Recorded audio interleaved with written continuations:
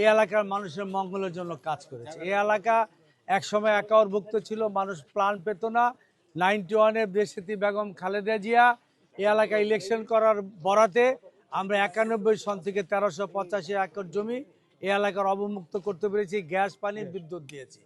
এই এলাকার এখন মেন সমস্যা, আমরা যে 91-এ গ্যাসের লাইন দিয়ে গেছি, কিন্তু এখন লাইনে গ্যাস নাই, মানুষের অনেক কষ্ট হচ্ছে। এগুলো আমরা সমাধান করব।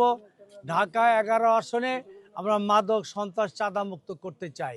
এটা কথার কথা না, আমরা কিভাবে করব একটা কর্ম পরিকল্পনা দিয়েছি।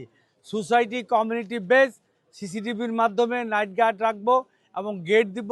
সিসিটিভিতে আমরা চিহ্নিত করব ওই এলাকায় কে মাদক বেচে, কে সন্ত্রাস করে, কে ইফটিজিং করে, ওই এভিডেন্স সহ প্রশাসন লোককে দিয়ে আমরা ব্যবস্থা। ঢাকা 11 আসন একটি আদর্শ মডেল আমরা তৈরি করব, যেখানে সকলে মিলেমিশে, যেমনিভাবে আমরা একটা গণ অভ্যুত্থান করে স্বৈরাচারী হাসিনাকে বিদায় করেছি, ঢাকা 11 আসন থেকে সন্ত্রাস, মাদক এবং চাঁদা মুক্ত ইনশাল্লাহ আমরা করব।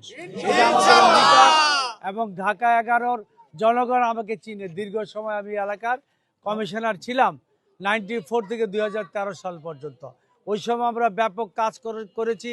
বাড্ডা, গুলশান, লিংক রোড করেছি, স্কুল, কলেজ, মসজিদ, মাদ্রাসা করেছি। মানুষ আমাদের কথায় বিশ্বাস এবং আস্থা রেখেছে বলে আমি মনে করি, এবং আমার জয়ের ব্যাপারে আমি ইনশাল্লাহ 100% নিশ্চিত। ঢাকায় গেছিলেন, আমার পরিকল্পনা আছে, আমি গত সবগুলি মিটিংয়ে বলছি, এটা বাস্তবধর্মী আমি একটা পদক্ষেপ নেব। কি বাস্তবধর্মী?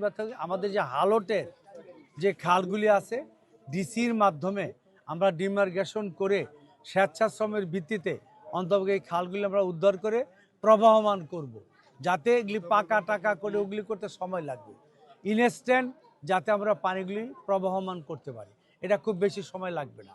আর হালটের যে খালগুলি আছে, ডিসি যখন ডিমার্গেশন করবে কেউ আপত্তি করতে পারবে না। আমরা স্বেচ্ছাশ্রমের ভিত্তিতে শহীদ রাষ্ট্রপতি জিয়া রহমান স্বেচ্ছা যে খাল খনন কর্মসূচির মতো আমরা এটা করব।